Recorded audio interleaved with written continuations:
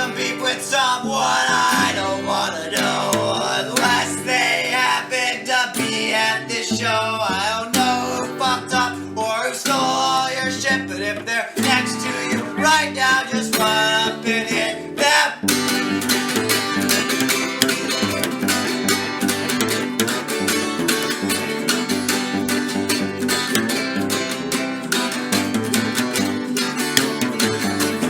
Fuck that crazy bitch, man, I wish she had died. But my best friend prevented her from suicide. I don't know what's fucked up or what's wrong that I did. You're a grown-up adult getting mad at a kid, so it fell down the hatchet and bring it. Wow, if you got some beef with me, fight me right now. Hey folks, we're live. Welcome to the Garret Schuelke podcast. I am your boy, your host, as always, Garret Schuelke. And boy howdy, do we have a scorcher of an episode for you today. Saying that partially because it's May in Michigan and it's hot as shit right now. And it's gonna get even hotter because we have a really, really special guest on today. He is the co-host of BP Lettuce and Work Stoppage. One's a podcast about, well, cultural stuff and weed. And the other one is about union and labor politics. Yep. But today, we are not going to be talking about any of that. That stuff is way too deep, plus we're a Christian podcast. That's right. Yeah, I think I forgot to mention that to you, by the way, John. Yeah. I'm kidding. Today, Strong Calvinist values on this podcast. Exactly. It fits perfectly here in Southwest Michigan. That's right. Now, today I wanted to talk today about, our guest on. His name's John Paul Zigterman. Please tell me I pronounced that correctly. Close enough. It's Zigterman. God damn it. Can I just call you JPZ? You absolutely can. You can call me anything but late for dinner. There we go. Perfect. And we're going to be talking today about his music project, Luminaire, and Michigan, because we're both Michiganders and something to talk about. John, welcome to the podcast, man. Yeah, thank you so much for having me. I'm really excited to get to talk about the music project that I have that I don't really spend a lot of time promoting. So this is a great opportunity to sit around and talk about something that I very rarely usually get to chat about. And also Michigan is fun because I grew up here in Southwest Michigan, and then I lived in Pittsburgh for like 10 years, and then I just moved back up here about 1 year ago, so I've been readjusting to the extremely boring Dutch culture of the area. Oh, extremely boring, you say? Oh, yeah. Oh, wow, this is going to be a great conversation, I could just tell. Okay, well, hold on, let me get my mic here. Yeah. Professional podcasting here on, hashtag powerful GSP. Yeah, but, okay, dude, how you been, man? Oh, I've been really good. The last few weeks have been kind of crazy. I've just been, spending a lot of time adjusting to a new job and trying to figure out what, the balance between working and my life and all my projects is. But it's finally starting to come together, just in time for the summer. And I got I got a crown that I really needed in my teeth, and then I also I got a small rock removed from my elbow that had been there for a long time. So I'm feeling great. Everything's coming up Millhouse as far as I'm concerned. Oh yeah, folks, we forgot to mention that John has recovered recently from a very serious medical episode. And we've been chatting for a sec about having him on the podcast, but then he went silent. I was like, oh, he's probably busy with something else. I'll contact him in a week or so. But then I see the post. Yeah, I got fucked up really bad. Ooh, boy, you still want to be on the podcast, bro? Yeah, it was wild when I went to the doctor to get that rock removed. I actually postponed an episode of my show Beep Beep Lettuce because it was causing me so much pain all of a sudden. I got in the chat and I was like, "Hey guys, can we start later? I'm gonna run to the urgent care real quick." And they were like, "Yeah, are you okay?" And I was like, "Yeah, I'm fine. I'm just gonna go to the urgent care." And I was ready to send them a message like, "Hey, I can't do it today. Like, this is taking too long, whatever."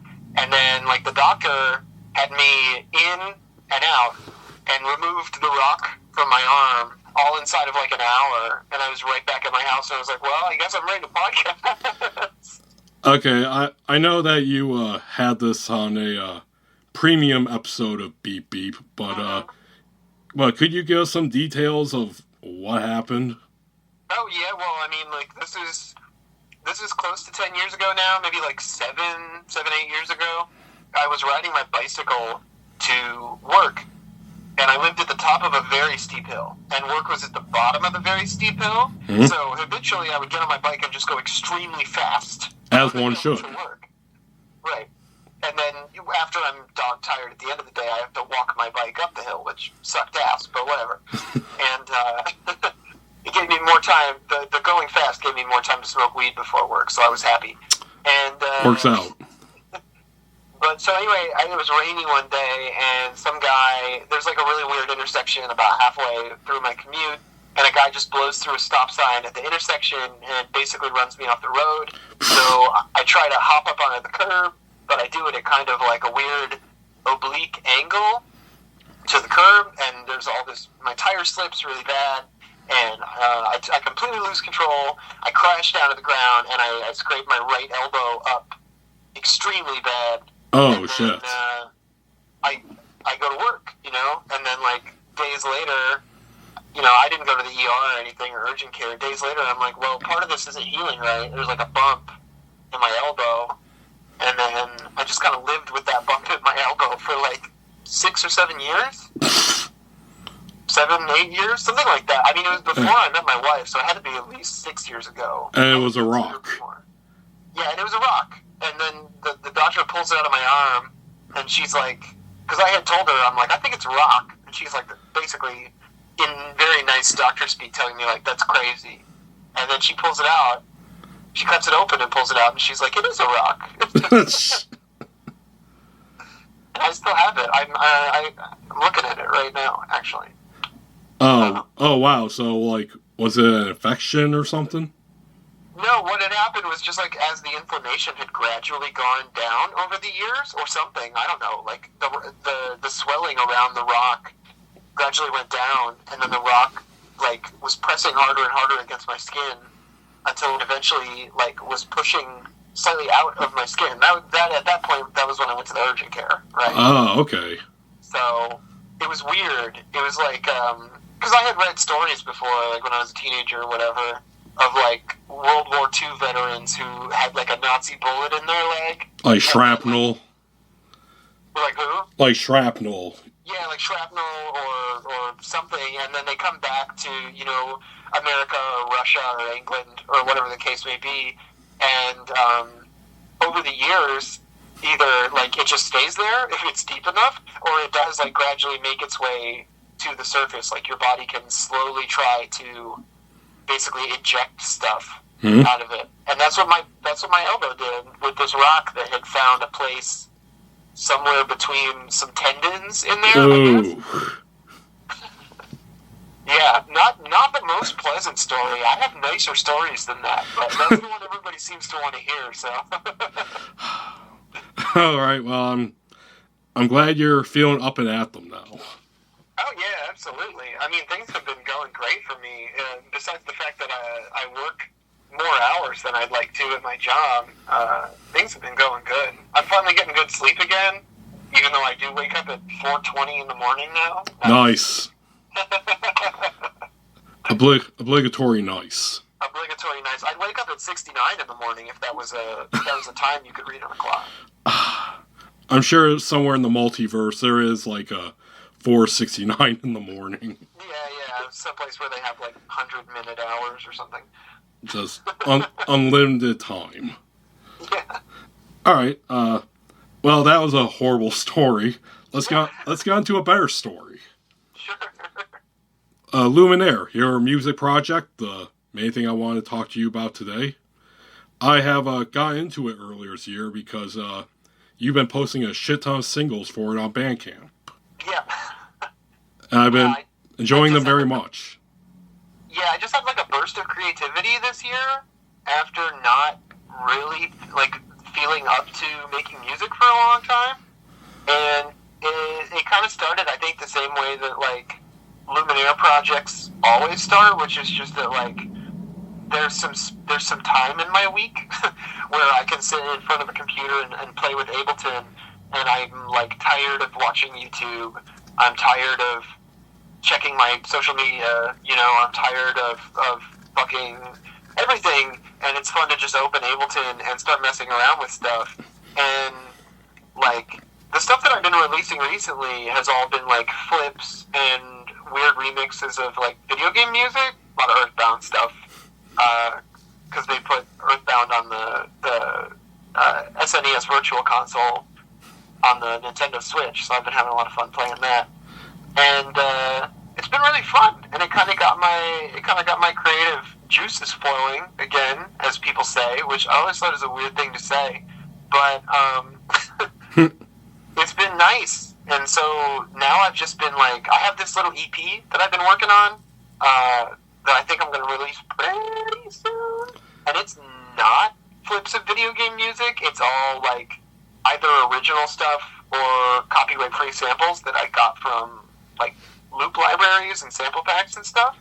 And I think I might actually be able to put that one on Spotify as well as Bandcamp. So that'll be pretty cool. Well, before we get to that, let's take a big trip to the past. Sure. Actually, a big trip to the past, pre-Luminaire, you could say. What got you into music? Like, did you have a favorite singers or bands that got you into music in general? Oh, that's an excellent question. It's hard for me to remember a time that I wasn't, like, into music, kind of. Like, I've always been one of those people where if I meet someone and they're like, oh, I don't really like music, I don't really listen to music, I've always thought that was just insane, just a truly deranged thing to say.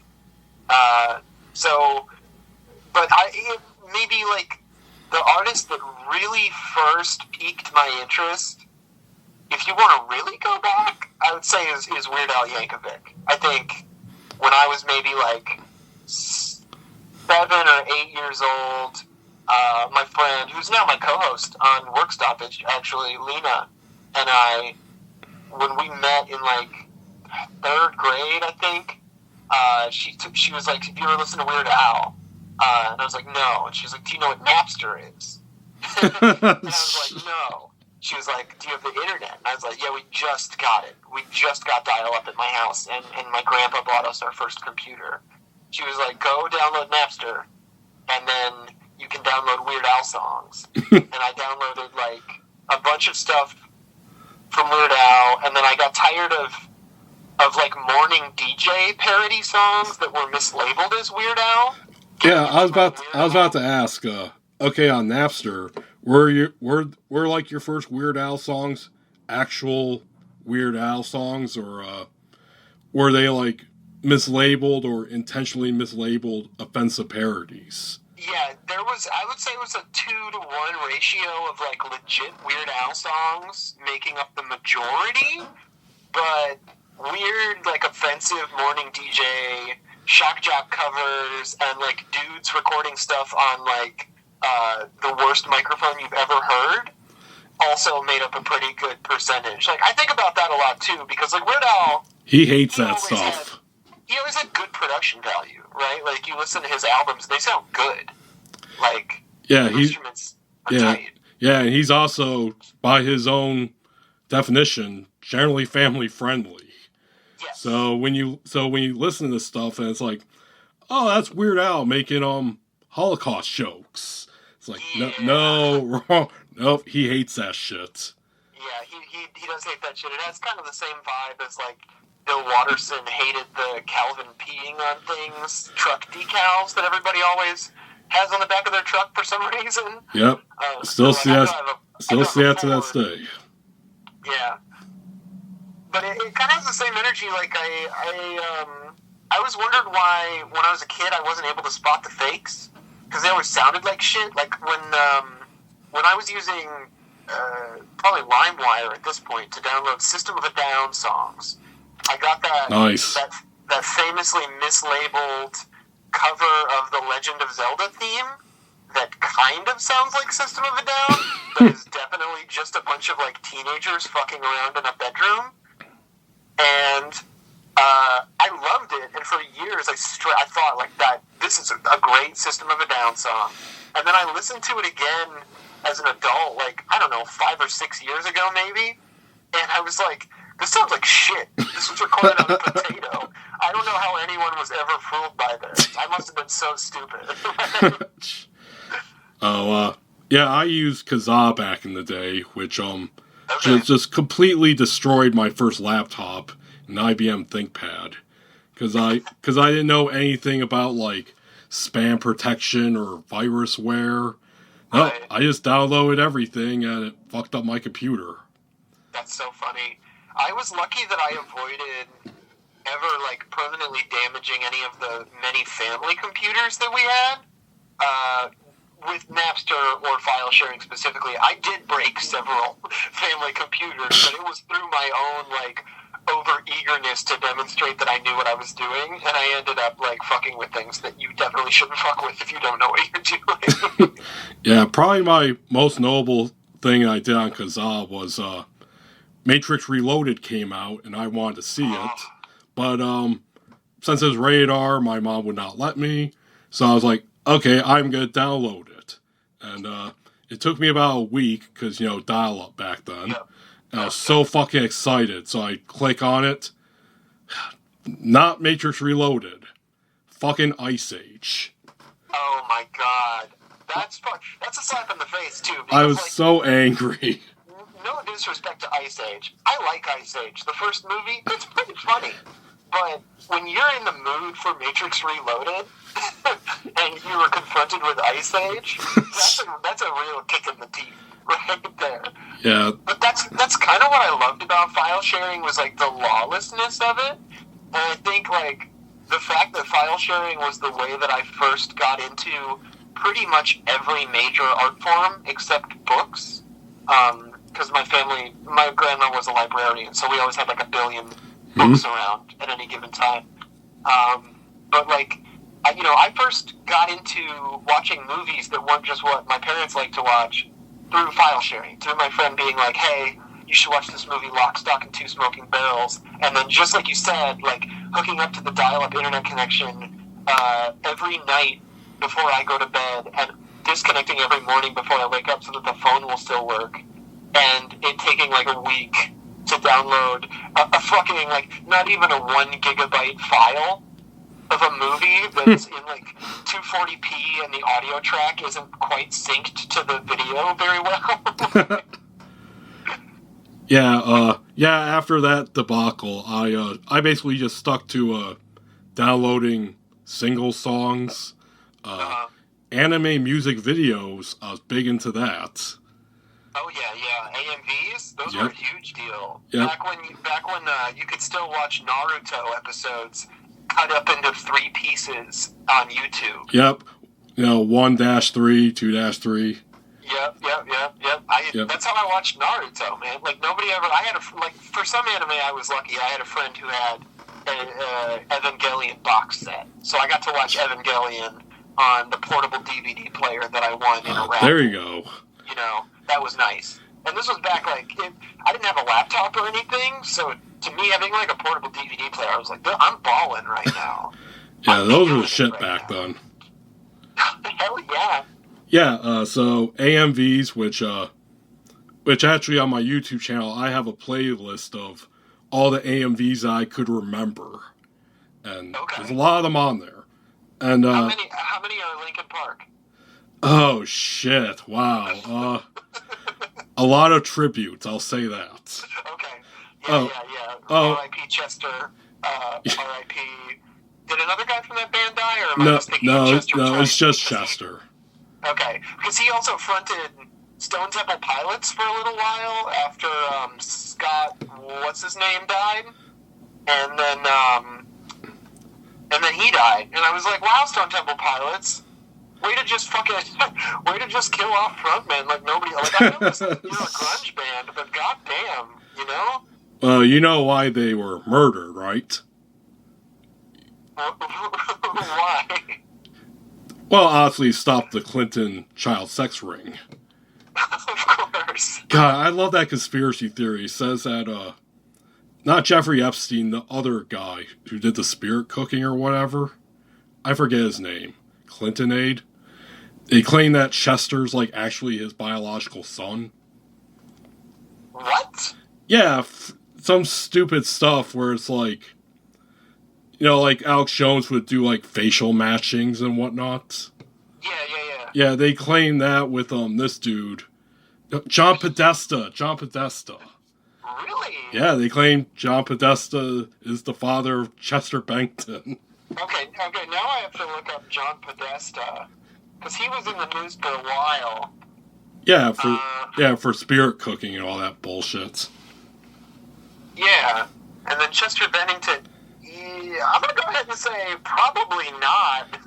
Yeah, it seems pretty reasonable to believe that they are not related. I mean, there's a lot of, like, industry plants and fucking weirdos that got popular in music that I would believe were, like, illegitimate sons and daughters of like, high-ranking members of state or corporations or whatever. I'm sorry, Chester Bennington just seems like a guy. I totally believe that Chester Bennington is just a dude who was in a band that got popular. Yeah, but being, like, very emo, true. Atari Teenage Riot. Very true, but Mike Shinoda, though, that's another story. Yeah. Total CIA op, Mike Shinoda. Mike Shinoda, absolutely a CIA op. How else do you get the gig to do the soundtrack for The Raid Redemption? Also, how can you be the only truly good rapper in nu metal? Yeah, that's so true. Like, I think a lot of people have been going to bat for what's the fucking Fred Durst band? Limp Bizkit. Limp Bizkit, yeah, they did that fucking, like, official music video recently where they're just, like, doing dad stuff and dressed like dads. Yeah, dad vibes. The what? Dad vibes. Dad vibes, that's it. I hated that. I thought it was so bad. Because I was watching it and I was like, is this ironic? And then I realized that, like, you don't come up in nu metal by understanding irony. And so I realized, like, he's definitely, like, he's self-aware, but I don't feel like he's handling it well enough to, like, really lean into it, because they didn't go, like, full Tim and Eric with it, which would have saved it. That would have saved it. Oh, God. Fucking nu metal Tim and Eric awesome show. I'm ready for it. I would watch nu metal Tim and Eric awesome show, and I'm not even like a nu metal guy. Don't let my System of a Down stories fool you. Nah, if we really want to get a nu metal guy, we get Brian Quimby on here. That's right. That's the nu metal guy that you want. He goes in the whole bag. He's also like a big wrestling guy. I don't do wrestling. I don't touch that stuff. If you want to know my weird sports fascinations, it's darts and bowling. I love darts and bowling. I'm just starting to get into them enough to, like, know the names of players and stuff. Well, okay. Wow, we got really derailed here. Let's what happens when you have me. Nah, that's the way #powerful GSP is about. That's right.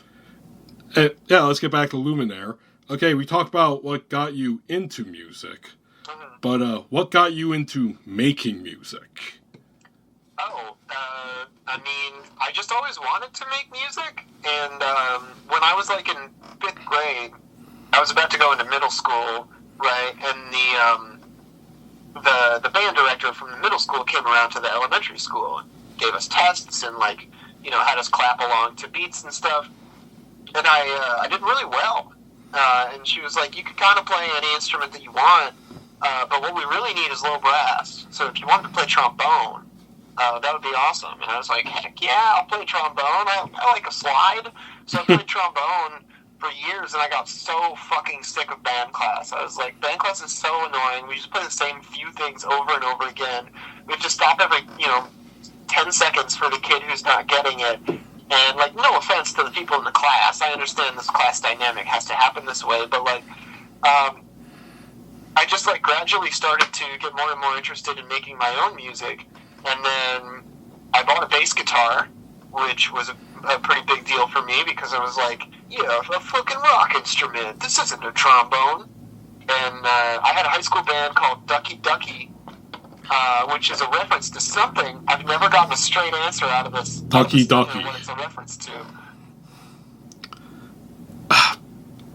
And then, okay, I don't get it either. I'm like racking my brain of 90s cartoons right now. Yeah, I think it's to some, like, obscure fucking art film, because the guys I was in the band with were like, much more, like, indie bros than me. I was more of, like, a metal stoner kind of kid. Oh, okay, I get it. So, I'm playing bass in this band, I'm not being super serious about it. I'm just kind of getting my first taste of, like, what it's like to be in a musical project. And then I do that throughout high school. And then after I graduate, my friend Lena, the same friend who showed me Weird Al, who I co-host a show with now, went to music production school in Minnesota. And on the weekends, I'd have her call me and just explain the stuff that she was learning. And then I would load up Ableton and, like, make my own versions of the stuff that they were learning in class. So I like to say that I kind of, like, stole my friend's music education, or, like, piggybacked on it, so I don't have to pay any, like, tuition or anything. Hey, all great artists steal. That's what they say. Yeah, but usually it's song ideas, not, like, the information about how to use a synthesizer or whatever. So. Well, brother, times change. That's true. That's true. And, I mean, like, I worry a lot about... well, I don't really, I guess, because this ties back to our conversation about, like, file sharing websites, which is the absolute chaos and, like, lawlessness and total subversion of intellectual property that came with using those file sharing sites for so many years. Like, I always felt like an idiot every time I took my Barnes & Noble gift card and bought a CD. I'm like, I could have got these songs for free. I could have burned a CD for 69 cents. Nice. But, like... God, why am I giving these hard-working bands money? Exactly. I could just be stealing from them. Well, and it's so funny because when I did start making electronic music, like, the first thing my friends tried to do, we put together, like, a little micro label, and we got the best, most premium tier SoundCloud account you could get. This was back when SoundCloud was, like, the bleeding fucking edge of electronic music. And we were like, we're going to put out a song a week, every week, and try to do, like, a subscription thing. We were really early on the subscription-style service tip, but we just weren't a big enough, like, micro-label to really kind of, like, pull it off effectively. And I've always thought that it's so kind of, like, ironic and silly that the very first thing we tried to do was monetize the music, considering that, like, the backgrounds we all came from, like, experimental metal, math rock, IDM, and, like, glitchy electronic music. People, me and my friends, we listen to, like, Aphex Twin and Square Pusher and Plaid, and, like, these aren't the most adventurous IDM artists in the world, but, like, they're weird. They're fucking weird. Wait. Did you just say Aphex Twins weren't adventurous? Well, that's the world I exist in, right? Where, like, my friend will come up and be like, hey, have you heard of this, like, band that are called, like, XB2 Alpha 12, and I'm like, no, but that sounds like right up my fucking alley. Is it glitchy beat boop music? And they're like, it's very aggressively glitchy beat boop music. And I'm like, hell yeah, let's fucking listen to it. Because to me, like, I always felt very disconnected from what was popular. Like, let me close off the one point I was trying to make before I get to the other one. The lawlessness of file sharing has always inspired me to do lots of stuff that just like does not fucking care about where the sample comes from. And as long as I release the music for free, I can never get in trouble for it. So I just release a lot of free stuff that infringes on copyright like crazy. And it's really fun and easy. And anybody who tells you that you need to build every song that you make from the ground up without any help is an idiot. There's a great copy pasta about it online where it's like, you know, I thought using loops was cheating, so I wrote my own melodies. I thought writing my own melodies was cheating, so I built my own instruments. And then, you know, I thought using pre-made drum heads was cheating, so I started herding goats to skin them and make drum heads. And I don't make a lot of music anymore with all the goat herding that I've been doing. Truly DIY. Yeah. So I have this philosophy that, like, you can operate any of those levels. If you want to use a fully formed, mixed and mastered song from somebody else and make a song out of it, by all means do it. And if you want to, like, build every waveform from the bottom up by combining sine waves until they make the sounds you want, you could do that. Just do whatever, like, feels appropriate for the project. And so that's, like, one thing is I have a very, like, anarchistic style about how I produce. And then the other thing is I never belonged to a scene, really, in my life. Like, I grew up in Saugatuck. You're a fellow West Michigander. You probably know where Saugatuck is, right? Oh, indeed I do. Matter of fact, I was just there again this past weekend. You know, just dreaming about going back to Oval Beach. Oh, I love Oval Beach. My mom gets me a sticker to put on my car for the beach every summer, and I don't have... She has friends. You know, small town shit. She's like, I know city council members. They just give them to me. I'm like, fuck yeah. Very nice. Nepotism at its finest. But yeah, I never, like, belonged to a scene, because, like, there's no fucking scene in Saugatuck. There's, like, a tourist scene. There's, like, kind of like a... Vacationing Chicagoans scene. Oh, what scene? Vacationing Chicagoans. Yeah, vacationing Chicagoans. There's still a pretty well thriving, like, gay culture in Saugatuck, for lack of a better way to describe it. But I feel like that's kind of been on a slow and gentle decline since the 60s and 70s, when Saugatuck was like an oasis where you could show up and not be straight, whereas now it's kind of more widely accepted across most of the country. Mm-hmm.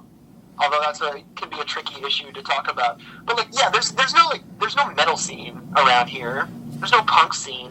What am I going to drive up to Holland with my friends and go see some local band that's just a bunch of, like, sons and daughters of youth pastors and assistant football coaches? Like, no way, man. Fucking boring. Like, everybody around here was always into, like, La Dispute and like, Chiodos and stuff, and I always thought that the screamo, emo, mallcore shit just fell so flat on me. I was like, I want to listen to math rock, and they were like, move to Sacramento. Okay, final pre-Luminaire question then. Sure. What instruments can you play? Like, can you list them all?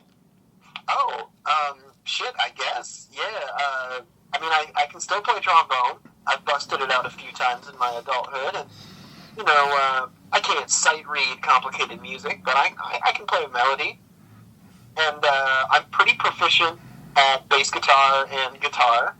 I'm very, very proficient at drums. I would say drum set is like my primary instrument.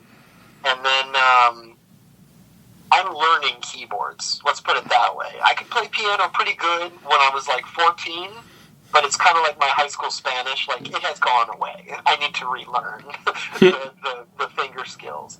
And then that's pretty much it, unless you count Ableton Live as an instrument. I'm super good at Ableton. Oh, excuse me. I'm super good at Ableton Live. I've been using it for over 10 years Okay, now. What is Ableton Live? Ableton Live is a digital audio workstation, or a DAW, or a DAW, as they're frequently referred to. And it's very similar to Pro Tools. It's very similar to Logic, or what's the other one? Cubase. People use a lot. But while it does most / all, in some cases, of the things that those programs do, it's also like extremely, extremely unique in that it's kind of arranged differently. and it's meant to be used more for like experimentation, Really? not necessarily for like just like finalizing projects. Like if you want to just do a mixing and mastering session, and you're a pro mix or mastering engineer or something, there's a very good chance you'll just be using Pro Tools or Cubase or what's called an audio editing software. Whereas I think Ableton claims to not specifically be an audio editing software. They call themselves like an audio manipulation software. It's all very fuzzy, but the long and short of it is just Ableton is the program that I know how to use, and it's super powerful, and I fucking love it. It rocks so much. Okay, so is it comparable to like Audacity or GarageBand? Yes, but it has like it has a lot of plugins built into it. So like in Audacity or GarageBand, if you wanted to use a compressor, you would probably have to download like a VST plugin and then load it up in the program. Whereas like I open Ableton and they have like a pretty solid list of built-in instruments, synthesizers, drum racks, audio effects like EQ, compression, delay, reverb, filter, flanger, gate, everything. And over the years, I've kind of sat down with every single one of them at one point or another, except the beat repeat. Fuck the beat repeat. I'm never learning that. But there's a few. I'll just manually edit my samples. There's a few of them that are like that. But for the most part, I've learned how to use every single one of them. And actually, I'm a little behind now in this year of our Lord 2022 because I'm still using Ableton Live 9, and Ableton Live 11 is the current version. And I could update, but I don't really want to deal with it. All right then. We're on the moment we've all been waiting for. Luminaire. When did the music project officially start? Oh god, I couldn't even tell you for sure. I think it was probably around 2017. And originally, it was very different from what it is now. I actually played out live as Luminaire a lot when I was living in Pittsburgh because my buddy was this show promoter who would put on shows and book my bands. And at that time, I was in a couple of bands, a math rock band and a hardcore punk band. And he always had these opener slots that he could never get filled. And I'd be at the shows a lot of the time anyway. I'd pay my $5 and bring some beers and hang out and see all the people that I'd seen because they came to my shows and I go to their shows. It's a scene. It was more of a DIY kind of emo scene, but I got my math rock and my punk bands to kind of slot in pretty good for a while, so that was nice. And the thinking behind Luminaire was that I would write songs that sound like video game music, and I would play drums along to them. And it went really well. I recorded a few demos. They're not online anymore because I got older and decided they sounded like shit. And they did, trust me. But they were pretty interesting songs. They were very heavily video game influenced, pretty heavily math rock inspired, a lot of like weird time signatures, chunky riffs, stuff like that, unusual sounds. Sometimes I would use like familiar sounding sound effects from old movies or like the Super Nintendo library of games, which is very, very special to me, favorite generation of gaming. And I had a lot of fun. I would play these like 30-minute opener sets before a few other bands would go on. And what I would do is I would just load the song files up onto my Roland SPDSX, which is like normally used as like a drum trigger pad. Like you're like, oh, check it out, I have a cool tambourine sound that sounds a little crazy, wild and wacky, and I can use that while I'm playing drums. But I would just load whole songs onto it at a time. And so to start the song, I would just hit one of the pads, and then with my other, with the drumstick, and with my other hand, I would hit, the first crash cymbal or hi-hat of the song and just start playing. And it was pretty fun. And then gradually, just like so many other things in my life, I kind of decided to move in a totally new direction for a little while, but I kept the name. So I was like, okay, I'm not playing drums anymore. I'm just producing these songs. And I'm not doing video game inspired. I'm going to flip video game music pretty often. But I'm going to keep the name because it's from my favorite video game of all time, Chrono Trigger, and also its sequel. It's also in Chrono Cross, which just got remastered on the Switch. It's banging. Yeah, if I remember right on your Bandcamp description, it says Luminaire is the hardest strike in the game. Yeah, the most powerful attack in the game. Shoot. Most powerful attack. Yep, and it hits all enemies. And when I was a kid playing Chrono Trigger with my dad, I was always really excited when we finally got our guys, because we played through it pretty frequently. We'd start new games, we'd start new game pluses, all that jazz. And every time we unlocked fucking Luminaire, I was like, okay, this is it. Now we can beat anything. You just use Luminaire over and over again. You whoop everything's ass. And so that's like, I guess that's what I wanted to like have come across.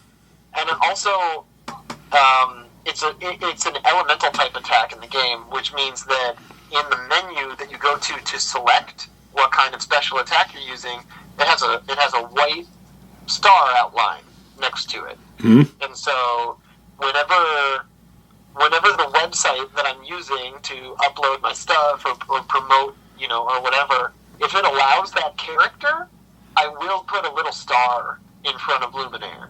But if it doesn't, no big deal. It can just be Luminaire. Because it's not like when I introduce my project to people, I'm like, check it out, my project Star Luminaire. It's just Luminaire. Yeah. Hey everyone. Thanks for coming. But before we start, I gotta explain the exact origin of this band name. Now, it starts with a game you might have heard of. It's called Chrono Trigger. Yeah.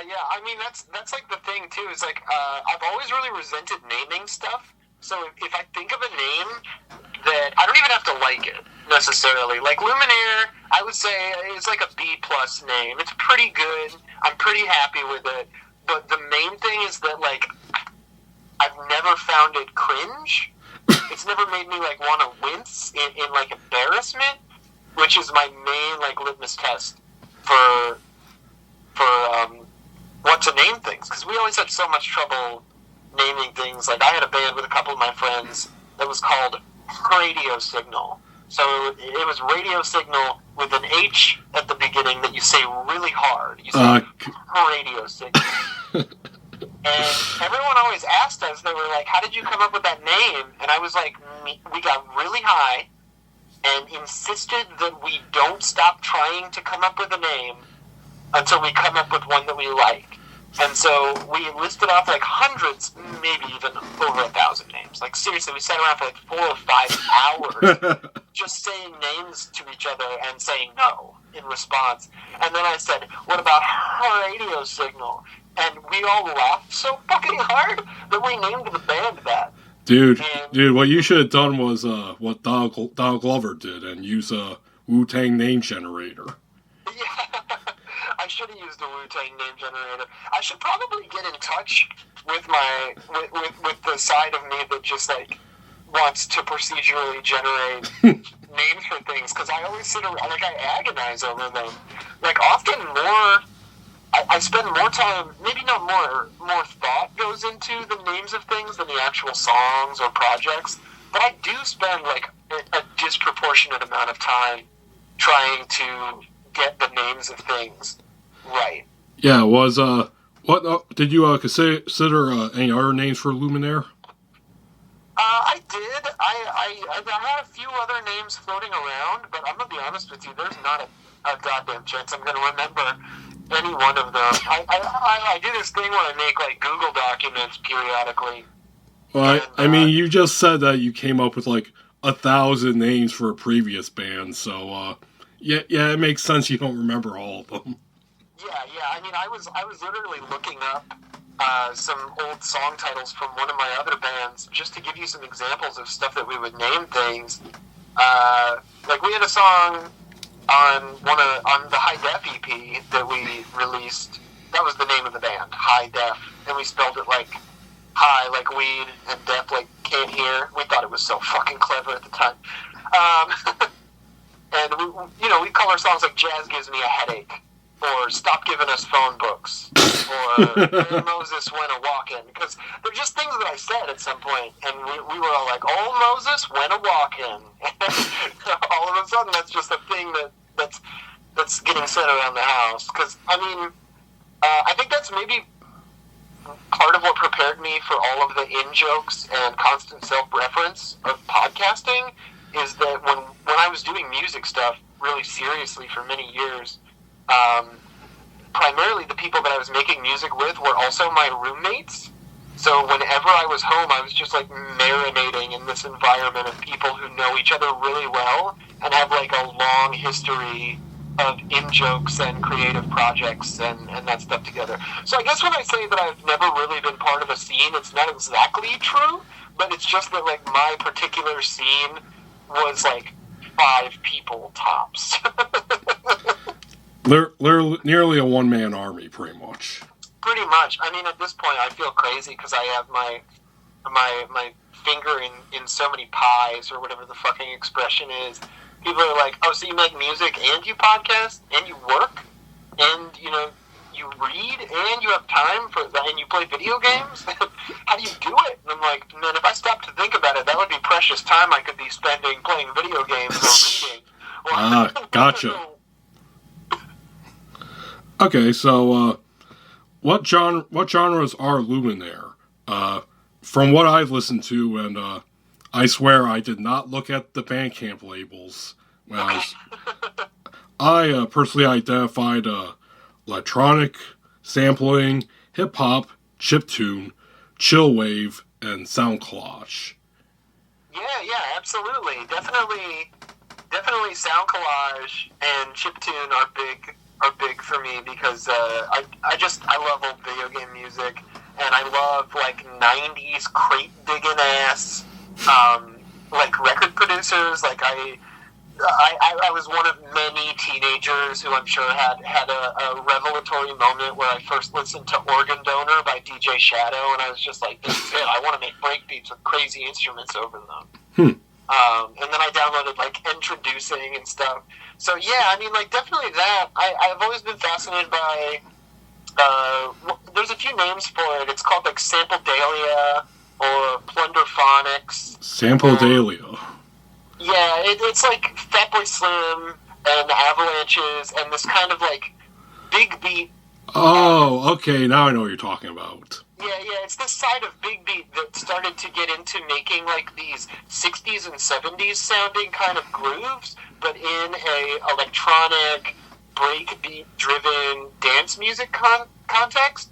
And I always thought that sounded so fucking good. Like, if you've never just sat down and listened to Brimful of Asha Norman Cook remix by Corner Shop, remixed by Norman Cook, which is Fatboy Slim's real name, because he released music under so many names. He has like the world record for the most Grammys under different aliases, I think.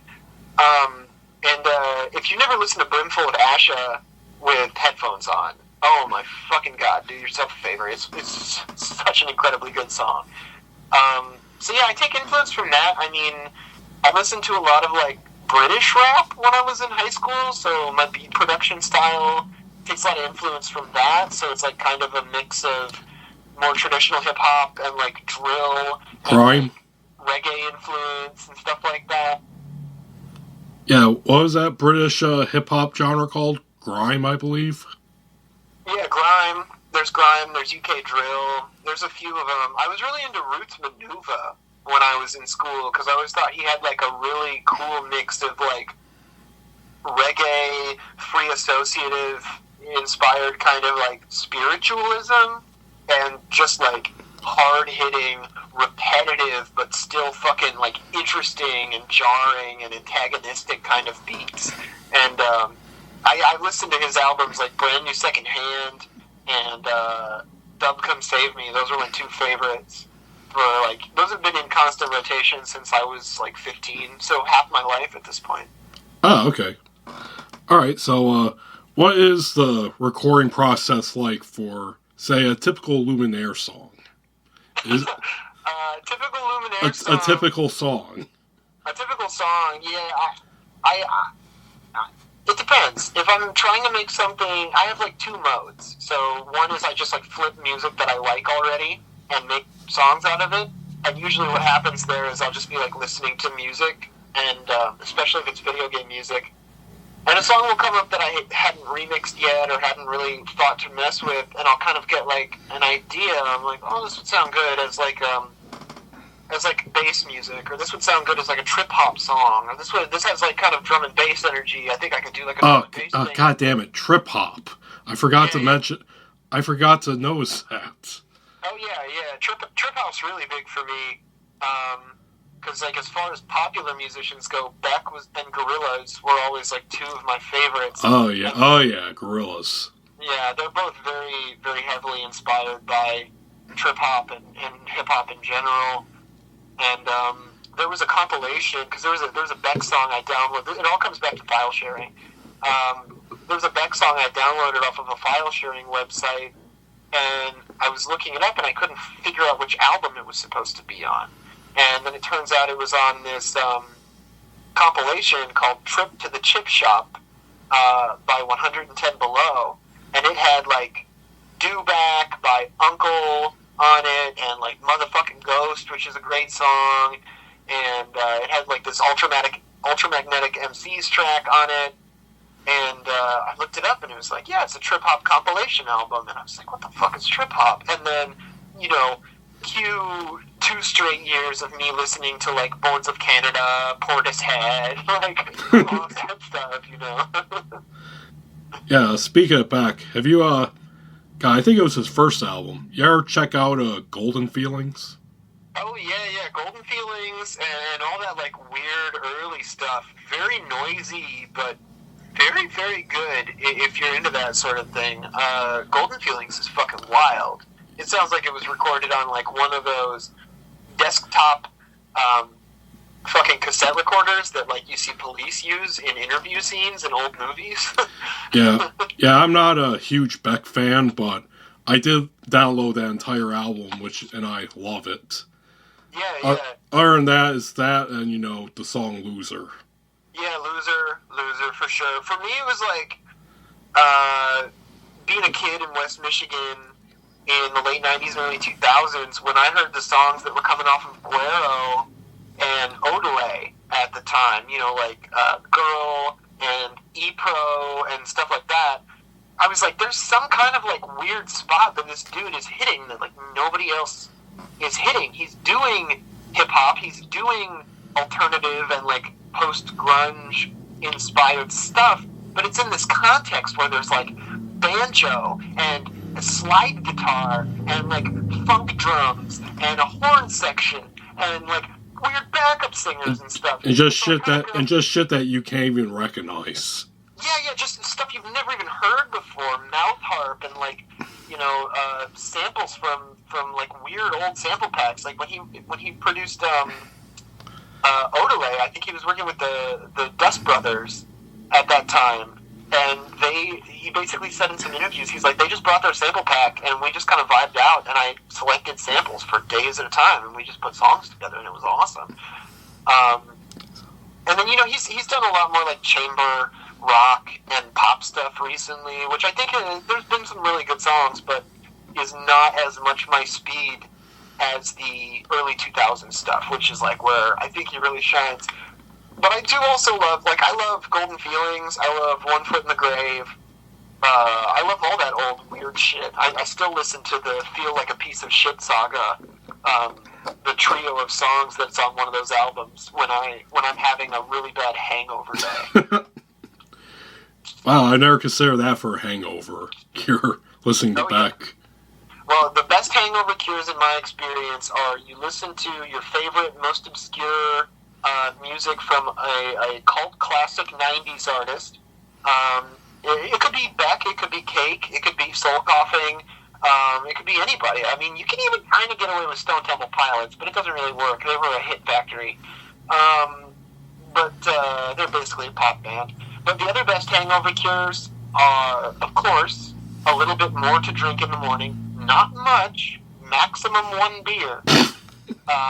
And a big old fucking plate of something sweet and that has a lot of rice. I recommend General Tso's chicken, but there are a lot of options.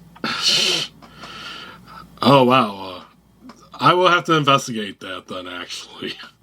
Granted, my hangovers have become less and less, but, that's kind of what happens when you're a raging alcoholic. Kidding. I've been, cutting way back on drinking, but I've found that it hasn't eliminated my hangovers so much as highlighted them. You know what I mean? Yeah. When you wake up a little bit hungover every day, which is what I did for a long time, you don't notice that you're hungover. You're like, I feel bad because I just woke up. But then, when you start cutting your drinking down to 3 or 4 days a week, and one of those days you drink significantly more than on the other days that you drank, you wake up the next day and you're like, wow, I feel like shit. I feel terrible. No, I have never had that pleasure. I always knew why I was hungover. Mm-hmm. And, yeah, I just don't drink as much anymore. I mean, I still drink a lot compared to a lot of people, but I'm not, waking up at 5 in the morning anymore for work, a splitting headache. Yeah. Which is good, because that's awful. No, yeah. I can't do that anymore. I don't know how people go through their whole lives doing that. I'm 30 now. I'm going to my birthday's coming up in June. I'm going to be 31 pretty soon. Shit, I'm going to be 35 in June. Okay, well then that makes me feel bad. Hey, June gang, fuck yeah, Gemini. I don't do astrology, but we are the coolest one, because we're two whole-ass people. I'm June 8th. How about you? Oh, 15th, yeah. Ah, okay. Yep. All right. Yep.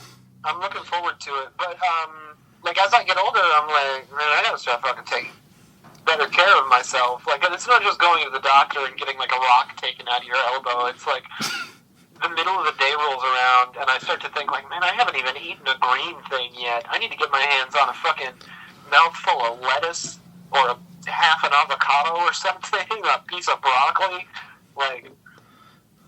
Yeah, I was always so suspicious that that instinct would never manifest, and now that it has, I'm a little bit resentful. I'm I was kind of hoping I wouldn't have to deal with you.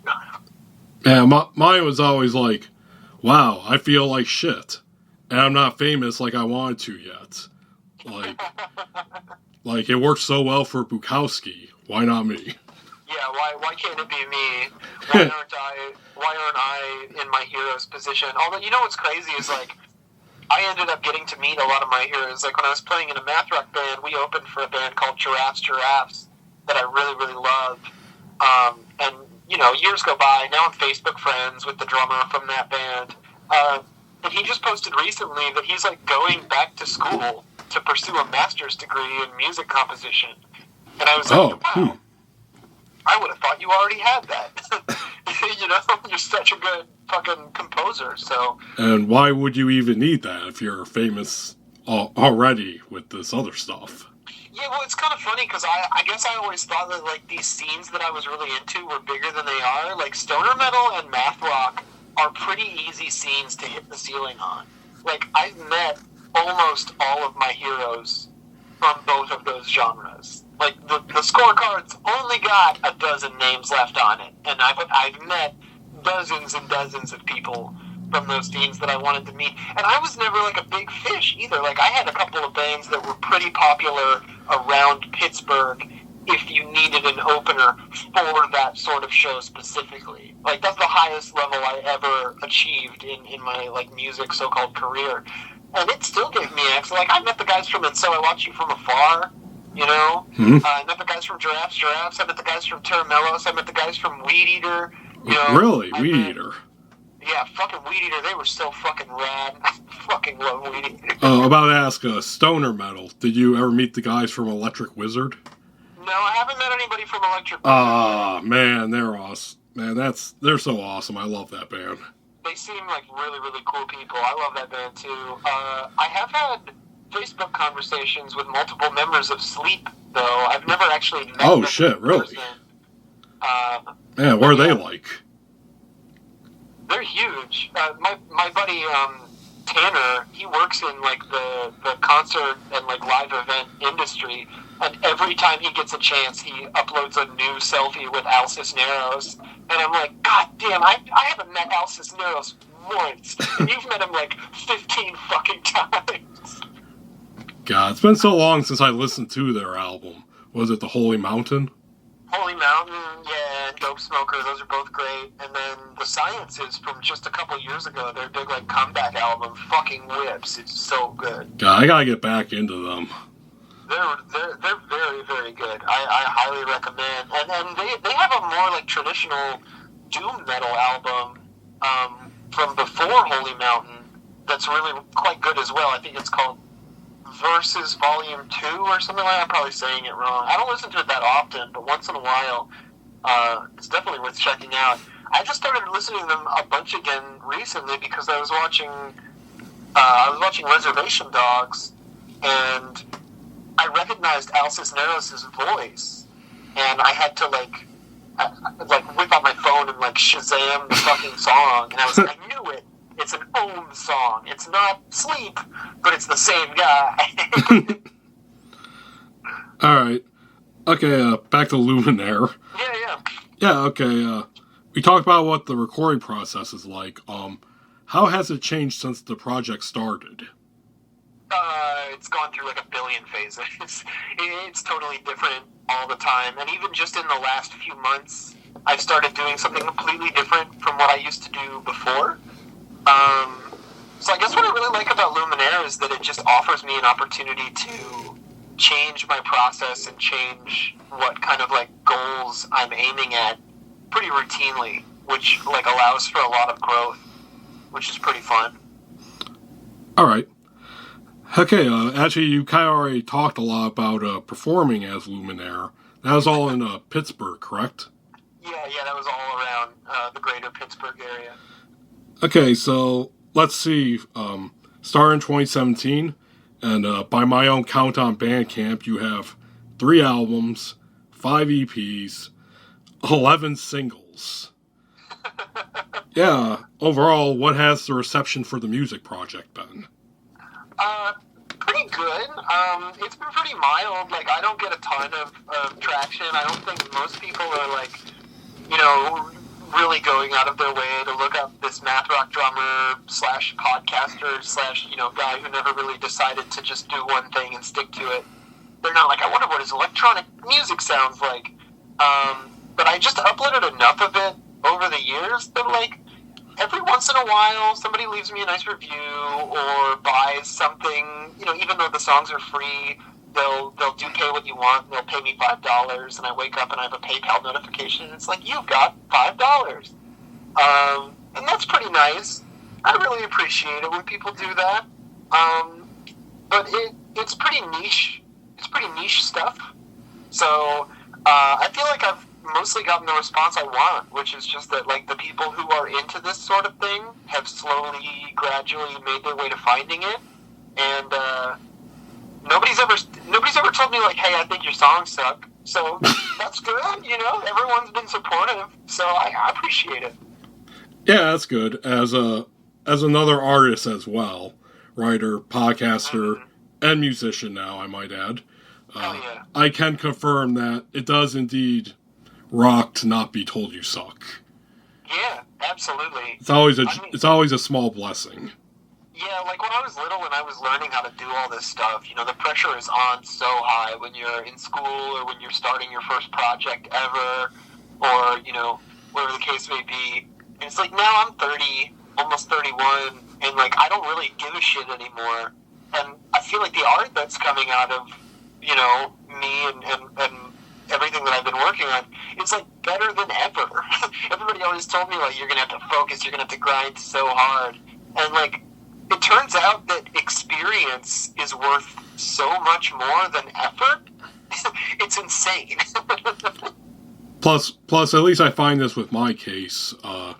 Yeah, as you get older, you're just getting weirder. Yeah, I'm definitely fucking getting weirder, and like that's crazy too, because like I've always notoriously been like the weird one in my family, the weird one even in most of my friends groups, unless there's like a particularly insane person in that friend group. But yeah, everybody told me, they're like, as you get older, you'll get more normal. And I'm like, I think as I get older, I've been just getting gradually less normal. You know, I don't know what I've been getting, but it's not normal. Well, it's the same people that say that you'll become more conservative as you get older. Yeah, and I mean, see how well that turned out. I'm gradually shifting from being an anarchist to being a Marxist. So is that more conservative? Hard to answer. I don't know. I too am slowly morphing in my political views. Went from liberal to anarchist to just socialist because I'm a coward who doesn't want to get into labels. But I'm slowly getting to another thing. I forget what the name is, but basically it combines Trotskyism with space dolphins. Maybe you heard of it. Oh yeah, you're gonna be king of the Posadists in no time, my friend. Yes, there it is. That's slowly what I'm getting into. You should read up on it. He makes a lot of good points. He does. You know what's crazy is people talk a lot of crazy shit about Jay Posadas. He was a crazy motherfucker. He believes in insane things. But before he was systematically tortured by U.S. intelligence, and even after, he also made some really good points. He seemed like a very, very smart guy. I think there's a reason he was kind of like singled out by various intelligence agencies over the years. Well, as we say on this podcast, if you're noble enough for the CIA to torture you, you probably have at least one good idea. That's right. At least one idea that was dangerous to them. All right. So I gotta give it up for Posadas. I give it up for all the crazy ones. Those are my favorite, Marxists, is the ones who truly lost their minds. Like Enver Hoxha, or however you say that name, Hoxha, from Albania. That guy was nuts. But again, you read the stuff he wrote, there's a lot of good stuff in there. Man, you know a lot more interesting weirdo leftists than I do. Most of the ones I do are kind of more annoying. They'll say stuff like, well, if you really want to change things, you should buy a gun and vote green. It's like I agree with both, but come on, dude. Yeah, I love voting for notable socialist revolutionary Jill Stein. I don't know, man. Howie Hawkins was pretty cool. Howie Hawkins was not too bad. My friends over on Mandatory OT did an interview with him, and it was pretty interesting, I gotta say. God, what I really found interesting about him was that he was buddies with Bookchin. Yeah. And I guess Murray Bookchin actually kind of had a hand in starting the Green movement here in America. Yeah, Murray Bookchin was he was on the sidelines of so many, not even on the sidelines, he was in a ton of different movements, but he had a falling out with Bernie Sanders back in the 1980s. Whoa, really? Before Bernie Sanders was a nationally known political figure at all and was just a pretty popular guy in Vermont. Yeah, because they both lived in Burlington and they got into some sort of dispute. I don't remember what it was about, but Bookchin wrote this scathing and I think mostly correct review of Bernie Sanders, but you can, when you read it, there's so much petty bullshit interspersed between the good points. Yes. To really give Bookchin the credit, Yeah, I do like Bookchin overall. He's very fascinating, but yeah, he was definitely in the grumpy old man category.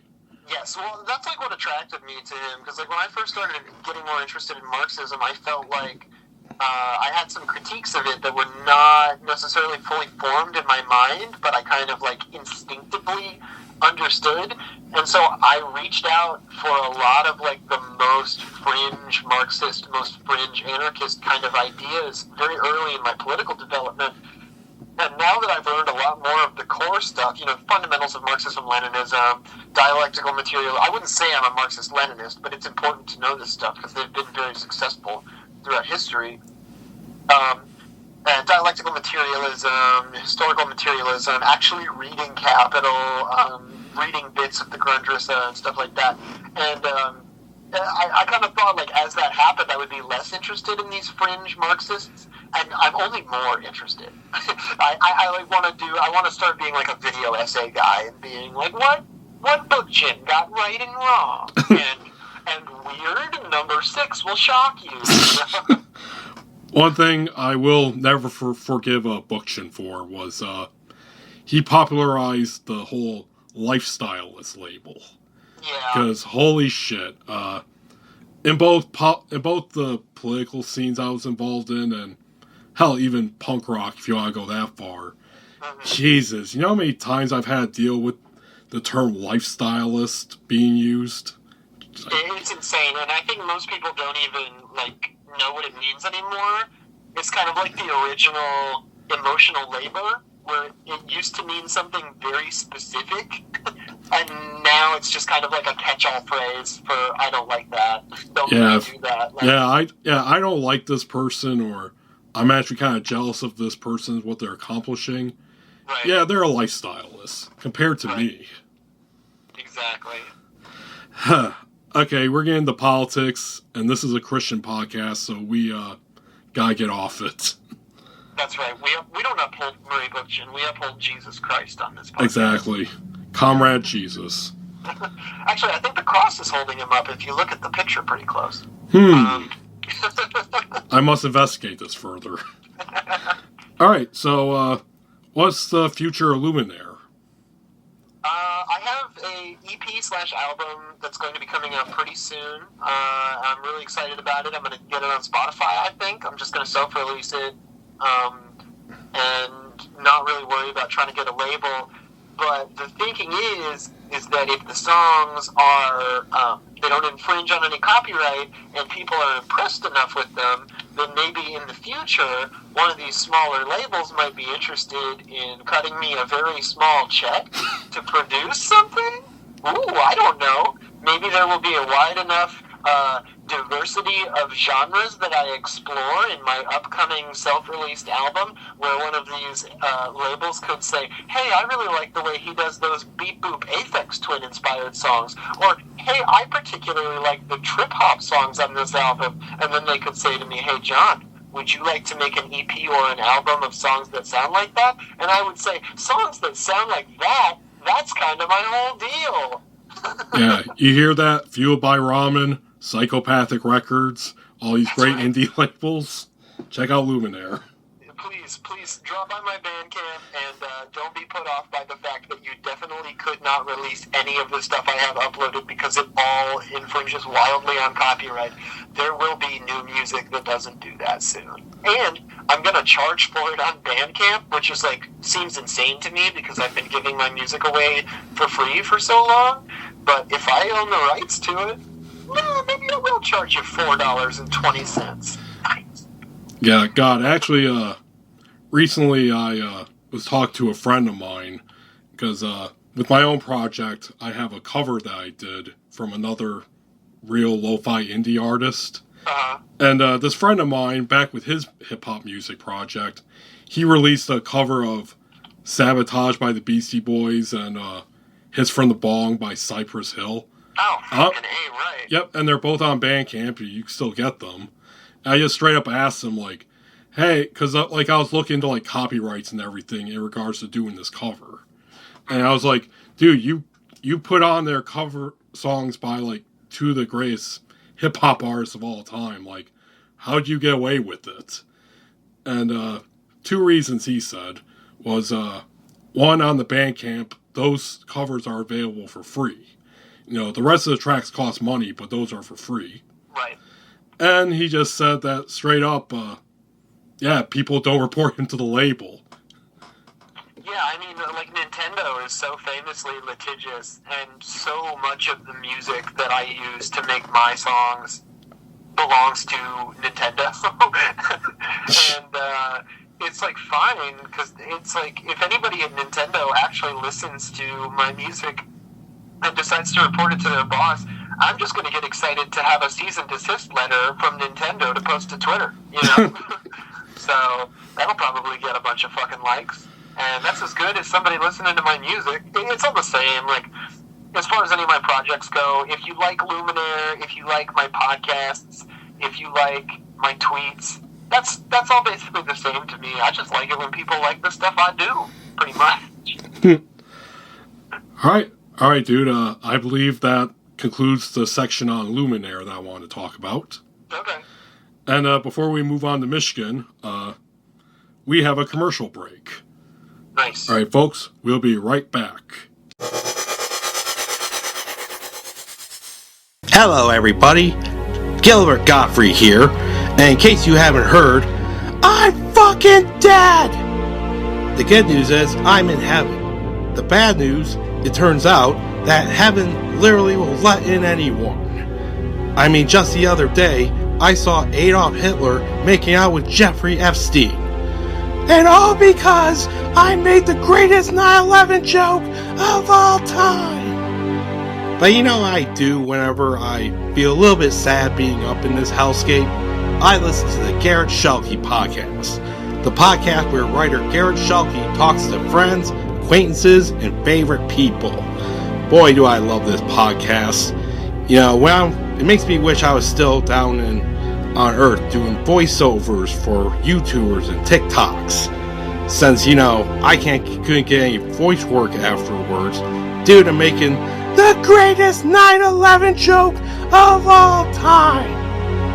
You can listen to the Garret Schuelke podcast on Spotify, Anchor, YouTube, Internet Archive, Deezer, and all these other streaming services that you might just cancel in the future because Joe Rogan's still on it. You can check him out on Twitter at Schuelke Podcast and on Facebook and other things that would probably censor my jokes these days. Well, I gotta go. Ew, is that Mao Zedong eating out? God, that's a good one. Fuck it, I won't tell you. You can think up for yourself. That's me, Gilbert Godfrey, telling you to listen to the Garret Schuelke podcast. I'm out. Bye.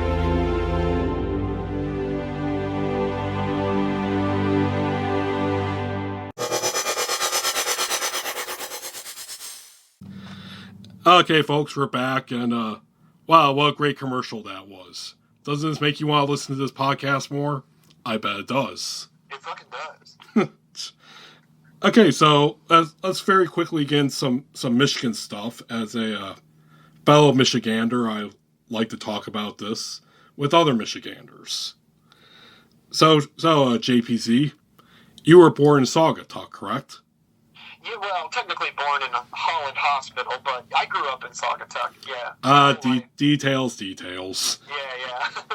So, Saugatuck, which we talked about a little bit, is a famous small resort town here in southwest Michigan. It's famous for being a beach place. It's famous for being, in artistic residences. Famous for being an LGBT hotspot. Mm-hmm. But what was it like growing up for you there? I mean, it was kind of interesting. My family was very, very well ingratiated into the local community. My mom's mom, my grandma, was the assistant librarian for the entire Saugatuck Public School District. So Monday, Wednesday, Friday, she'd be at the elementary school, and then Tuesdays and Thursdays she would be at the middle and high school. So the entire time I went to school, my grandma was in the building, and if teachers caught me doing stuff or whatever, they would just report directly to my grandma. And then my mom was involved in the local art scene. She did jewelry and beadwork and stuff like that. She helped work at a bunch of different local artist co-ops. And then my Aunt Leora, my mom's sister, was the dispatcher for the Interurban, which is a local bus service around Saugatuck and Douglas that operates more like a taxi. You call them and you say, I need to go from here to here, and they come pick you up, and it costs $1. Really? Yeah, it's really nice. I think it costs more now, but it's still really, really cheap because they're they're funded by the state or maybe the federal government. I forget how it works exactly. I'm actually going to have to look that up sometime.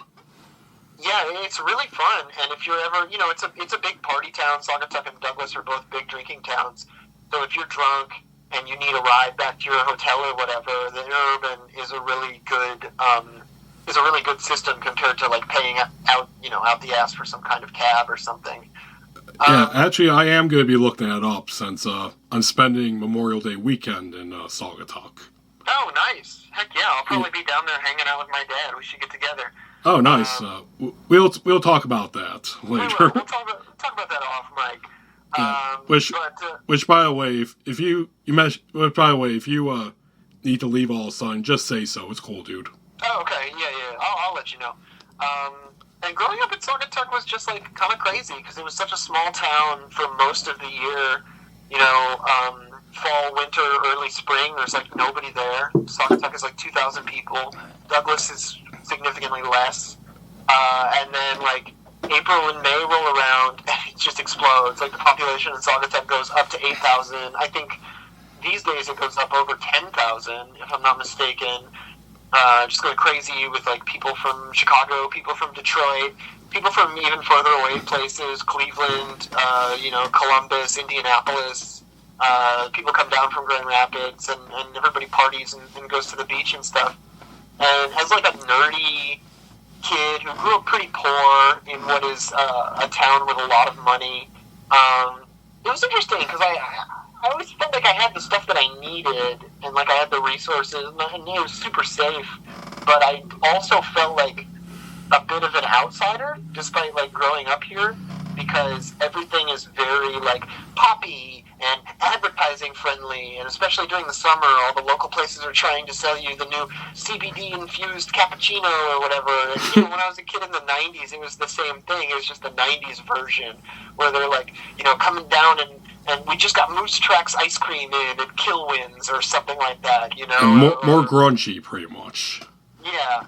So it was kind of interesting, but I think overall I'm really glad that I grew up here. Like when I was a kid, my family always told me, they're like, you're going to be really glad you're from Saugatuck and Douglas when you're older.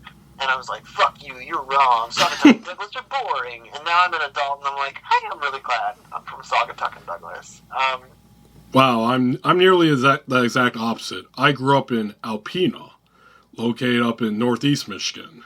And, okay. I live here in Grand Rapids now, 4 hours away, and never want to live there again. No way. Not even in retirement. Nah, I mean, northeast Michigan, I haven't had a lot of experience with it. I think I've been to Port Huron a few times. But that's not quite far north enough, right? Like, oh no, that's across the state from here, actually. So it's still lower Michigan. Yeah, Alpine, that's like way up in the mid, right? Okay, I have to look this up now because I'm not familiar with it. Yep, way up. It's basically across the state from Traverse City. Oh, okay. Yep. That makes a lot of sense. Yeah, I've been to Traverse City, but I've never been to northeast Michigan. It looks like it gets fucking cold up there. Yeah, because you're all the way up. Like, how many hours would it take you to drive to the Mackinac Bridge? That would be closer, twice as close to you as Grand Rapids. It's been years. I think it's about like a 2-hour drive. Okay. Right on. Yeah, because I remember when me and my friend went up to tour Michigan Tech when we were in high school, we drove from Saugatuck all the way up there, and it was like 10 fucking hours. Yeah, I've already decided that if I do retire, which, for our generation, I don't think will personally happen, but that's whatever. I've already decided that probably the smallest place I would live is probably Traverse City.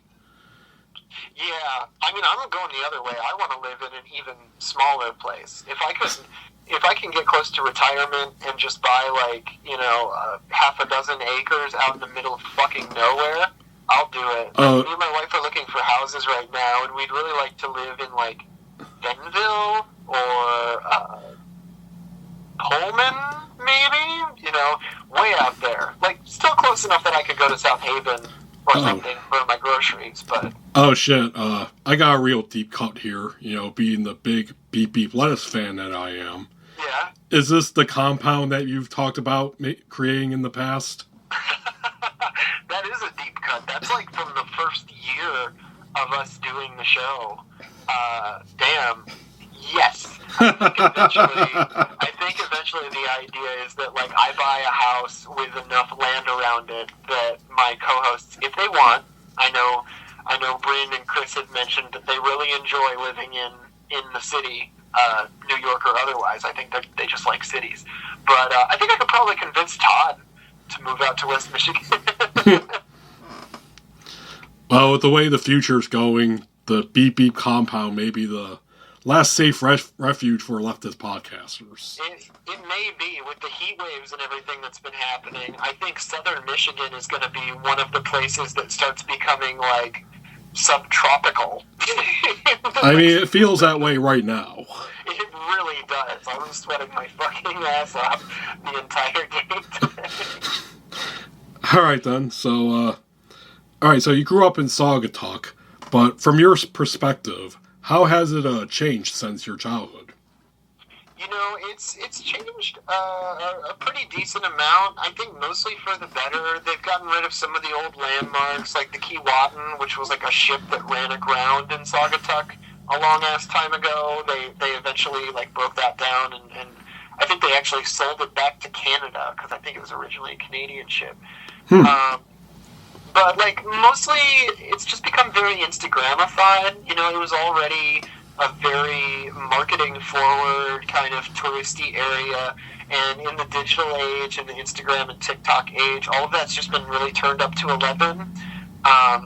Like, I'm going out for dinner with my mom this afternoon, and I'm really not looking forward to, like, fucking scanning a QR code to read the menu. I hate that shit too so much. You know, oh my god, just bring me a laminated piece of cardboard like people have been doing since time immemorial.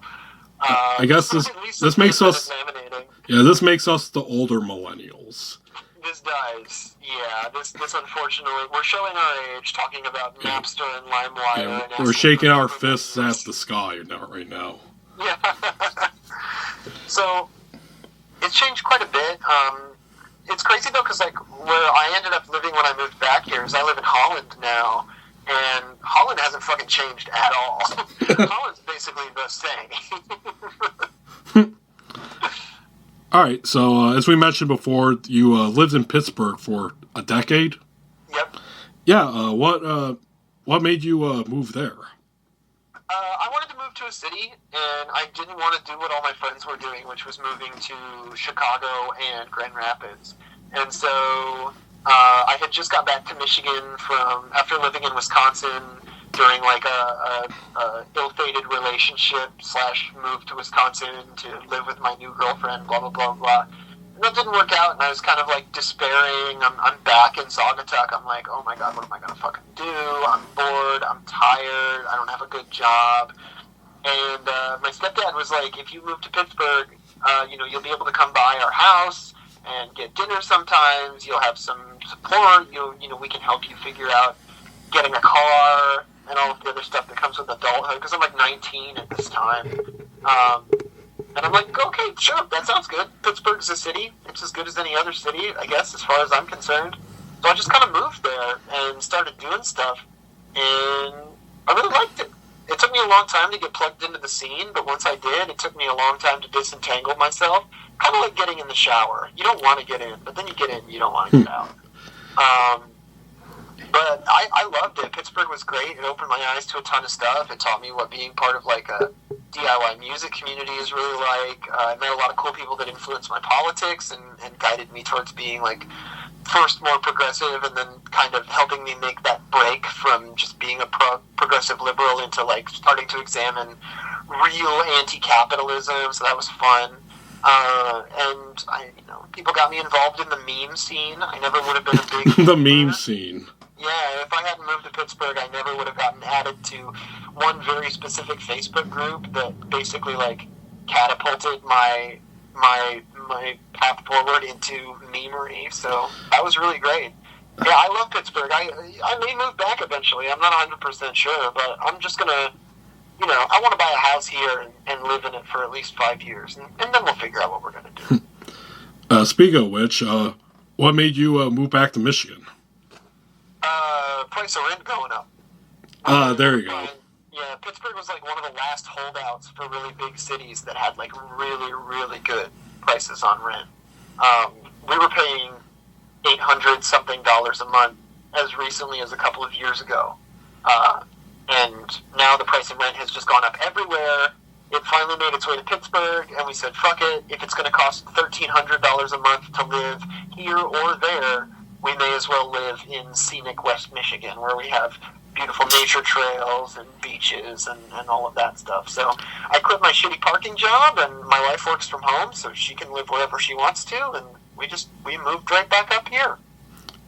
Yep, kind of off topic, but I don't know about you, but I, for one, am really looking forward to the housing market crashing. Me too. I keep tabs on it every single day. That's going to be so much fun. Absolutely. All right, so you're back.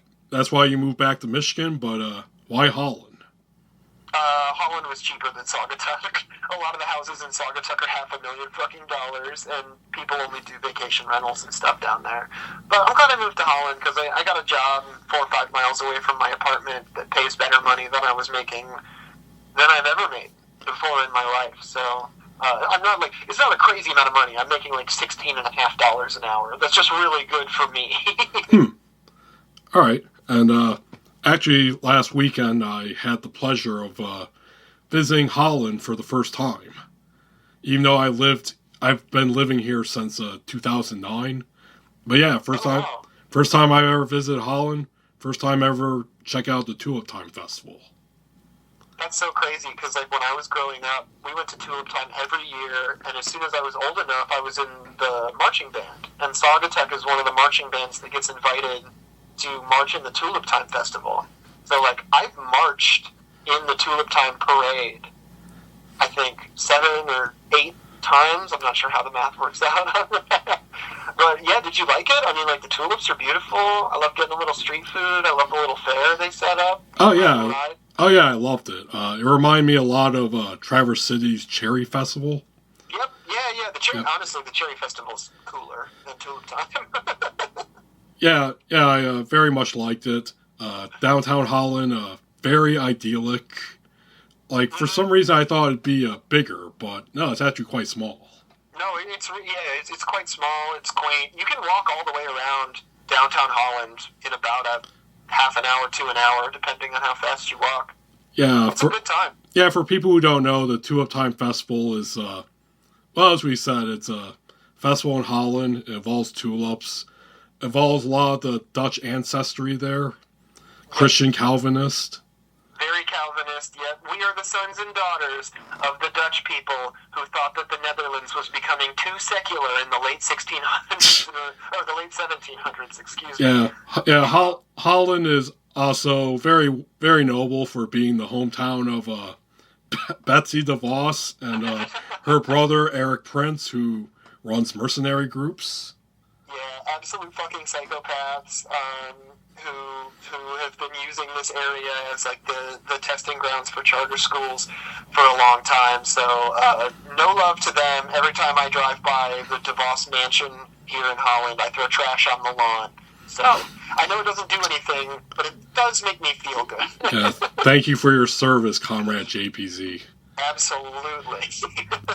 No, I forgot to tweet this out because I got busy with something else, but I did see like some random biker dude at the Tulip Time Festival who had some questionable tattoos and patches. Oh yeah, and before I got caught up with something else, I almost tweeted out the Tulip Time Festival is the type of thing that I guess old racists would say this is what we were meant to protect. Yeah, something like that. This is the Western civilization that they're trying to defend, and it's just like teenage girls clogging down a poorly maintained road in the middle of a hot day. Exactly. And it's like, yeah, buddy, this is really worth it. Everything around here is fucking like wooden shoe and tulip themed. It's crazy. One of these days, I'm going to take my wife and we're going to actually go to like one of the big tulip fields and see all the tulips, which is something I've never done. Because growing up in the region, you're always like, fuck the tulips. I've seen 1 billion tulips this year. I'm sick of tulips. Yeah. I probably should get going pretty soon here. Sorry to interject. All right, cool. So, all right, we'll finish up here then. Overall, Michigan, yay or nay? Overall, Michigan, I'm going to give it a solid 8 out of 10. Pretty good state. Love it. Could be run better. Could have a lot less Calvinists in it. But other than that, very nice place. Yeah, for my rating, even though I'm growing older, I am a little less angry than I used to back in my teens and my 20s. Sure. I'll still give it around a 6 out of 10. 6 out of 10. That's fair. Harsh, but fair. Yeah, it'll probably get better as I get older, but you never know. That's right. All right, dude. Yeah, I believe that's the end of the podcast. Awesome. Yeah, thank you so much for having me. It was really fun to come on. It was nice to get to talk about Luminaire a little bit. Yep. And I hope your listeners enjoyed it. Yep, I enjoyed talking to you. Yeah, it was really great having you on, man. I love Beep Beep and Work Stoppage, so yeah, I was really psyched that you wanted to come on. Heck yeah, I'm always game. And if anybody else out there has a podcast and you want to shoot the shit with me, just send me a DM. That's all it takes.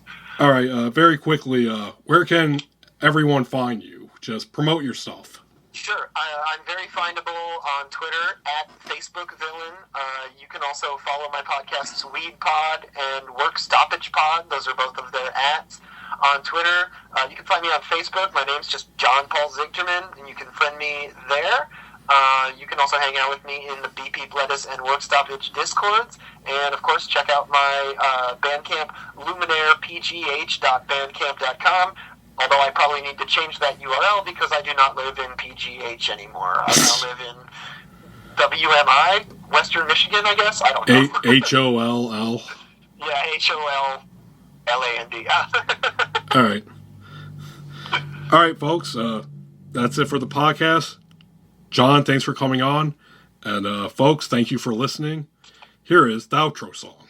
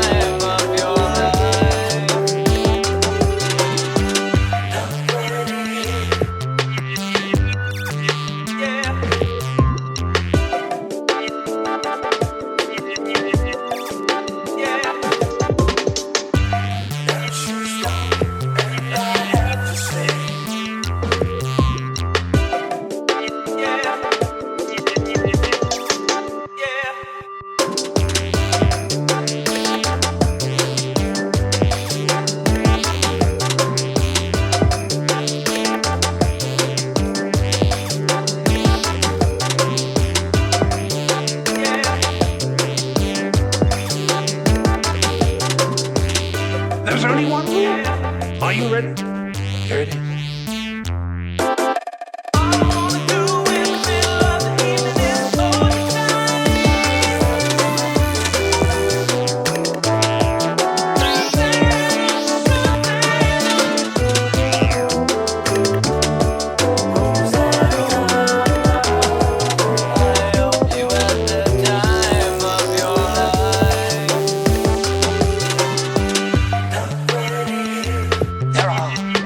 No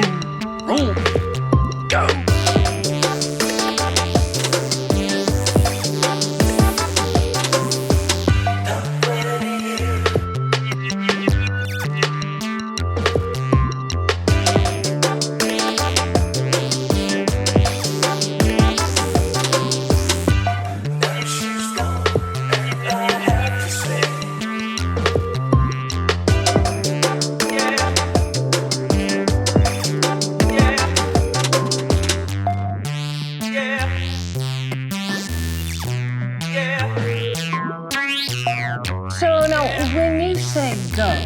You mean just go?